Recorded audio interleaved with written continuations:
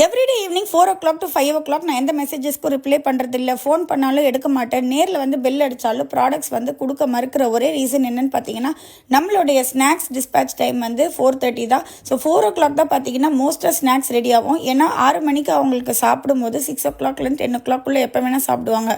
So post lunch நாங்கள் ready பண்ணால் தான் கரெக்டாக இருக்கும். அதனால 4:30க்கு மேலே தான் வந்து இதையெல்லாம் அடுக்கிறது, இதை வந்து பிக்கப் பர்சன் எடுத்துகிட்டு போகிறது. இன்றைக்குமே ஒரு குழப்பம் ஆயிடுச்சு. நான் வந்து பச்சை பயிறு ஊற வைக்க சொல்லியிருந்தேன். அவங்க பார்த்தீங்கன்னா பச்சை பருப்பு வந்து ஸ்டாஃப் ஊற வச்சு செஞ்சுட்டாங்க. அது நான் பார்த்ததே வந்து 3 o'clock மேலே தான் அதை பார்த்தேன். சரி, எனிவே இதுவும் ப்ரோட்டீனுக்கு வந்து ரொம்ப நல்ல ப்ரோட்டீன் சோர்ஸ். இப்போ யார் வந்து இந்த கூட்டெல்லாம் வந்து ரொம்ப பெருசாக பருப்பெல்லாம் எடுத்து சாப்பிட்றது இல்லையா?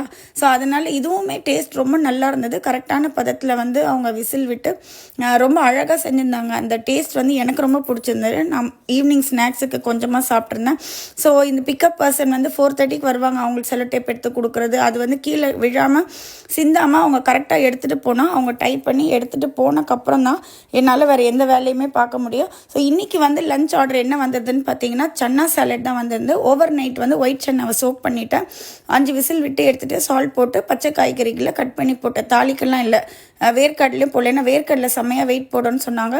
ஸோ கியூக்கம்பர், கேரட், அதுக்கப்புறம் capsicum, pepper and lemon juice மட்டும் தான் போட்டிருந்தேன். இது வந்து தேங்காய் மாங்காய் பட்டாணி சுண்டலும் ஆர்டர் வந்தது. ஸோ இது வந்து அவங்க ஃபைபர் கண்டென்ட்காக கேட்டிருக்காங்க போல். கிரேவிங்ஸ்க்காக வந்து ருமாலி ஷவர்மா கேட்டிருந்தாங்க. ருமாலி ஷவர்மா இதுதான் நம்ம ஃபஸ்ட்டு டைம் ட்ரை பண்ணுறோம். எனக்கு பெருசாக ஷவர்மாவோட அந்த குபூஸ் பிடிக்காது. அது ஒரு மாதிரி ஹார்டாக இருக்கும், கடிக்கிறது கஷ்டமாக இருக்கும். ருமாலி ரொட்டினா அது வந்து அதனோட பேஸே ரொம்ப சாஃப்டாக இருக்கும்.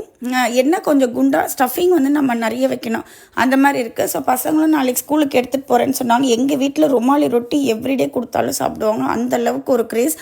இது வந்து தம் முருக் சிக்கன். நம்ம சேனலில் கூடி சீக்கிரம் இந்த ரெசிபி அப்லோட் பண்ணுறோம். எங்கள் வீட்லேயும் எங்கள் அம்மா வீட்லேயும் எல்லாருக்குமே இந்த கிரேவி ரொம்ப ரொம்ப ஒரு ஃபேவரட்டான கிரேவி. ஸோ இது கூட வந்து சாப்பிட்றதுக்கு வீட் ரோட்டிஸ் தான் ஆர்டர் பண்ணியிருந்தாங்க. இதுவுமே வந்து ரொம்ப சாஃப்டாக தான் பண்ணியிருந்தோம். ஸோ லஞ்ச் வேலையெல்லாம் முடிச்சுட்டு அப்படி பெரண்டை தொக்கும் ஆர்டர் பண்ணியிருந்தாங்க இந்த கஸ்டமர். ஸோ எல்லாமே பார்த்திங்கன்னா போர்ட்டலில் தான் அனுப்புவோம். நம்ம ப்ராடக்ட் சேர்த்து லஞ்ச் எல்லாமே வந்து போர்ட்டலில் நிறைய பேர் புக் பண்ணி வாங்கிக்குவாங்க. டின்னர் ஆர்டர்ஸ், பிரேக்ஃபாஸ்ட் ஆர்டர்ஸ் எல்லாமே. வெளியே வந்து 10,000 பில் அடித்தாங்க. அம்மா வந்து இந்த அமேசானில் ஆர்டர் பண்ணியிருந்தாங்க ப்ரெஸ்டீஜோட ஏர் ஃப்ரையர். இது வந்து நாளைக்கு தான் ட்ரை பண்ணோம். ஸோ கம்பு காராசியும் நமக்கு ஆர்டர் வந்திருந்தது நேற்று போஸ்ட் போட்டதில். ஸோ அதுவும் ஒரு 1 kg கிட்ட ரெடி பண்ணோம்.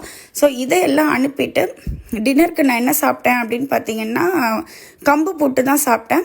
இதனோட இந்த பிளாக் போஸ்ட் முடியுது. உங்களுக்கு நம்மளுடைய ஸ்நாக்ஸ்லாம் வேணும்னா வாட்ஸ்அப்பில் ஆர்டர் பண்ணிக்கலாம், வெப்சைட்லேயும் ஆர்டர் பண்ணிக்கலாம். இந்த மாதிரி இன்ட்ரெஸ்டிங் ரெசிபீஸ்க்கு நம்ம சேனலை சப்ஸ்கிரைப் பண்ணி